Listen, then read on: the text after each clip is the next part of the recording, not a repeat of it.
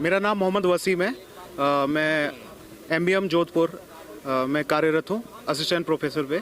Sir मैंने अपनी जो क्वालिफिकेशन की है आईआईटी दिल्ली से की है। सर मैं पहले तो ये बताना चाहता हूँ कि एक मिथ होता था हमारा कि आईआईटी वाले टीचिंग में नहीं आते हैं, बाहर चले जाते हैं फॉरेन में जॉब लेने के लिए। आप अगर यहाँ पे देखोगे काफ़ी आईआईटी वाले हैं, सर खड़े हैं यहाँ पे, अमित विश्वकर्मा जी हैं, बाकी आप देखोगे तो बहुत सारे आईटी। समस्या जो आई है उसके लिए आप किसे जिम्मेदार मानते हैं? सर एक्चुअली जिम्मेदार हम सर मतलब ऐसे किसी को नहीं ठहरा सकते। बाकी जो प्रॉब्लम है सर उनको सॉर्ट आउट किया जाना चाहिए। एक्चुअली ये रिस्पॉन्सिबिलिटी सेंट्रल गवर्नमेंट की भी है और स्टेट गवर्नमेंट की भी है। ये जैसे एक एमओयू साइन हुआ था कि बाद में क्या होगा, जब हमारा 3 साल का पीरियड ख़त्म हो जाएगा तो गवर्नमेंट ऐसी पॉलिसी बनाएगी कि एक प्लान बनाना है, सस्टेनेबिलिटी प्लान। लेकिन अभी क्या है, स्टेट गवर्नमेंट कुछ नहीं करना चाह रही है, कोई भी स्टेट गवर्नमेंट कुछ नहीं करना चाह रही है। तो सर सेंट्रल गवर्नमेंट चाहे तो, क्योंकि सेंट्रली फंडेड टेक्निकल इंस्टीट्यूट जो हैं वो सेंटर के अंडर आते हैं, सारा मामला सेंट्रल के हाथ में आता है। सेंटर के हाथ में है। लेकिन जो हम सर पोस्टेड हैं वो स्टेट के जो रूरल कॉलेज है तो वहाँ पे पोस्टेड है। तो एक्चुअली जो हम सर्विस दे रहे हैं वो स्टेट गवर्नमेंट को दे रहे हैं। तो लेकिन स्टेट गवर्नमेंट ये कह रही है क्योंकि हमने रिक्रूटमेंट किया नहीं है, सेंट्रल गवर्नमेंट ने रिक्रूटमेंट किया है। तो सर मेरा कहना ये है, अगर सेंट्रल गवर्नमेंट चाहे तो सेंट्रली फंडेड टेक्निकल इंस्टीट्यूट है वहाँ पे हमें अपॉइंट कर सकती है। और सर दूसरी बात है, सारे हाईली क्वालिफाइड है। जितनी भी अभी तक सर्वे हुए हैं सब में इसका आउटपुट जो निकल के आया है सर, बहुत अच्छा आउटपुट निकल के आया है। इनफैक्ट सर ऐसे ऐसे कॉलेजेस थे वहाँ पे क्या हुआ, स्टूडेंट्स की बहुत अच्छी रैंक आई है। ऑल इंडिया रैंक 2 आई है सर गेट में, जो कि इतनी बड़ी बात है। एमबीएम इंजीनियरिंग कॉलेज जोधपुर में सर AIR 4 आई है P&I में सर, गेट जो सेकंड टफेस्ट एग्जाम माना जाता है इंडिया का आजकल। तो सर इतना अच्छा मतलब प्लेटफॉर्म डेवलप कर दिया है हमने। सर दूसरी बात क्या आती, बहुत सारा पैसा सर लगाया है गवर्नमेंट ने, सेंट्रल गवर्नमेंट ने। एक्चुअली क्या होता है, जैसे आजकल आप देख रहे हो नए ट्रेंड आ रहे हैं, न्यू टेक्नोलॉजी आ रही है। तो सर हमें ट्रेनिंग भी दी गई है, एडवांस पेडागोजी की ट्रेनिंग दी गई है, जिसपे बहुत सारे पैसे खर्च किए गए हैं सर। अब 3 साल सर मैं अपनी बात नहीं कर रहा हूँ सर, लेकिन आप देखो पूरे भारत का देखो आप सर, वो सारा रिसोर्स वेस्ट हो जाएगा sir. Now we are fully trained sir. अब वही वाली बात हो गई ना, जैसे आर्मी वाले हैं, आप 3 साल के लिए उनको ट्रेन कर दो और 3 साल के बाद उनको बोलो भैया आपका खत्म हो गया। सर क्या ये रिसोर्स वेस्टेज ऑफ रिसोर्स नहीं होगा? सर मैं अपनी बात, हम सब की बात नहीं कर रहा हूँ ये सर, क्योंकि वर्ल्ड बैंक भी हमारा मतलब प्रेस कर रहा है प्रोजेक्ट का, वर्ल्ड बैंक भी फेवर कर रहा है सर। तो फिर मेरे को समझ में नहीं आ रहा है। प्रशासन से क्या कहना चाहिए? सर मैं सरकार और प्रशासन से ये कहना चाहूँगा कि सरकार अगर सेंट्रल गवर्नमेंट चाहे तो बिल्कुल हमारे लिए एक ऐसा प्लान बना सकती है जिससे कि हमारा टैलेंट खराब ना हो। और सर दूसरी बात है सर, हम IIT NIT से है सर, फिर कौन टीचिंग में आना चाहेगा जब मेरा फ्यूचर ही सिक्योर नहीं है सर। अभी हम अपनी एज लिमिट भी मतलब मैक्सिमम जो हमारे गोल्डन ईयर थे, गोल्डन 3 इयर्स, वो हम दे चुके हैं। तो सर काफ़ी लोग हैं सर जो मतलब ओवर एज भी हो चुके हैं सर, वो अब अप्लाई भी नहीं कर सकते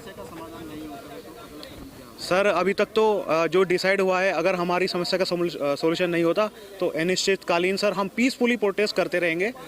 हम खाली रिक्वेस्ट कर रहे हैं गवर्नमेंट से कि हमारे बारे में सोचें। हम कोई गवर्नमेंट को अगेंस्ट नहीं है ना, क्योंकि हम गवर्नमेंट पे मतलब ट्रस्ट करके ही आए हैं। तो हम भी ये चाहते हैं गवर्नमेंट भी हम पे हमारे लिए कुछ करे।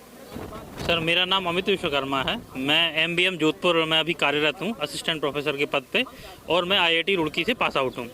सर मैं बस जो प्लान था उसके बारे में बस कहना चाहता हूँ कि इनिशियली जब हम लोग रिक्रूट हुए थे तो सेंटर ने हमको रिक्रूट किया था और बहुत ही अच्छी प्रोसेस से रिक्रूट किया था हमको NIT में इंटरव्यू लेके। और हम भी यही पढ़ के इसमें आए थे कि इसमें 3 साल तक हमको सेवाएँ देनी है। और इसके बीच में राज्य और केंद्र के बीच में एक MOU साइन हुआ था कि ये राज्य की जिम्मेदारी है कि 3 साल तक सेवारत जो लोग हैं उनको वो कैसे भी करके वो रिटेन करे, ठीक है। जब हमारे सेंट्रल गवर्नमेंट के 3 साल हो गए हैं, अब राज्य सरकार अपने हाथ पीछे खींच रही है और राज्य सरकार ये कह रही है कि सेंटर ने आपको रिक्रूट किया था तो सेंटर ही आपको देखेगा। हालांकि MOU पे राज्य सरकार भी एग्री किया था उस समय। अब हमारी बस सेंट्रल गवर्नमेंट से ये आग्रह है कि वो राज्य सरकारों को निर्देशित करे। सभी स्टेट में ये हाल है या वहाँ ऐसा है कि एक स्टेट में बीजेपी की गवर्नमेंट है, दूसरे स्टेट में? सर इनिशियली जब हम लोग रिक्रूट हुए थे तो सभी इसमें बेसिकली सर 14 जो स्टेट थे जो पिछले राज्य कहलाते हैं, उन्होंने MOU पे साइन किया था और वही हमारी 1554 फैकल्टी गई है।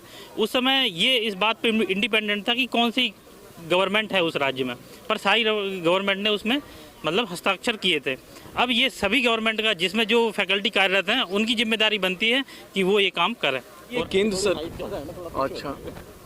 केंद्र सरकार का उस समय प्रकाश जावड़ेकर जी हमारे शिक्षा मंत्री होते थे, उनकी ये महत्वाकांक्षी योजना थी जिसमें उन्होंने जो वैसे पिछड़े राज्य हैं जिनके पास साधन नहीं है, ये नहीं है, उनके लिए IITs NITs के लोगों को चुन के ऑल ओवर इंडिया पे करके और 12 पिछड़े राज्यों में 1500 लोगों को भेजा। क्यों भेजा? क्योंकि जो इंजीनियरिंग कॉलेजेस हैं जहाँ सिर्फ दीवारें हैं और बच्चे हैं, अध्यापक नहीं थे, वहाँ हम गए। हमने वैसे कॉलेजेस को अर्श से फर्श पे उठाया। मैं जिस कॉलेज में पढ़ाता हूँ वो उत्तराखंड के एक छोटे से पहाड़ी जिला द्वाराहाट में है, जहाँ आप कहीं से भी जाएंगे ना तो आपको 5 घंटे की पहाड़ की जर्नी करनी पड़ेगी। आफ्टर दैट आप उस संस्थान में पहुंचेंगे। इतना सुदूर संस्थान था उत्तराखंड में। और उस संस्थान के बच्चे जो इंजीनियरिंग पास आउट होने के बाद सबसे प्रतिष्ठित परीक्षा होती है गेट की, उस संस्थान के बच्चे अब गेट में अंडर 500, अंडर 300 और जो टॉप रैंकर है ना वो रैंक 29 लाया इस वर्ष। मैं डेटा के साथ कहता हूँ।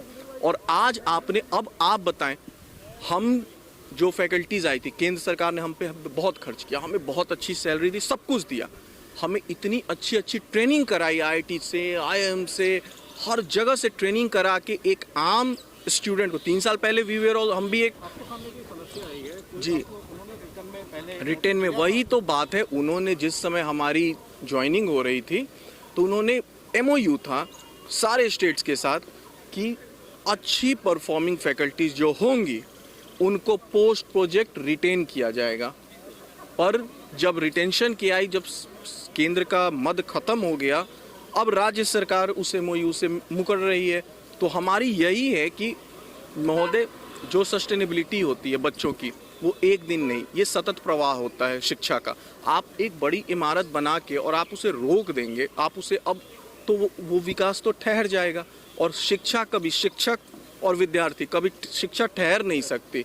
तो आपको उन शिक्षकों की कंटिन्यूटी करनी पड़ेगी। हम 1500 फैकल्टीज़ के बारे में छोड़ दीजिए, हम 1500 फैकल्टीज़ कहीं भी नौकरी पकड़ भी लेंगे, हमारे साथ 1.5 लाख इंजीनियरिंग कॉलेज के जो बच्चे, आप उन्हें भी, वो भी तो बीच में फंस गए हैं कि 3 साल उन्होंने ऐसी फैकल्टीज से पढ़ाई करी।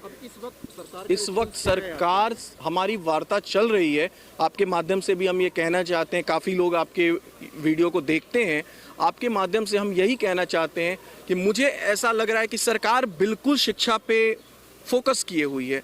हमारी जो बातें हैं ना वो माननीय जहाँ पहुँचनी है वहाँ शायद नहीं पहुँच पाती है। तो यही है कि अगर आपके चैनल के माध्यम से, आपके लाखों सब्सक्राइबर्स, हज़ारों सब्सक्राइबर्स हैं, अगर आपके चैनल के माध्यम से उस लेवल पे बात आए ताकि 1500 फैकल्टीज़ के साथ साथ 1.5 लाख बच्चों का भी भविष्य अधर में ना लटके, क्योंकि युवा है तो ही भारत है।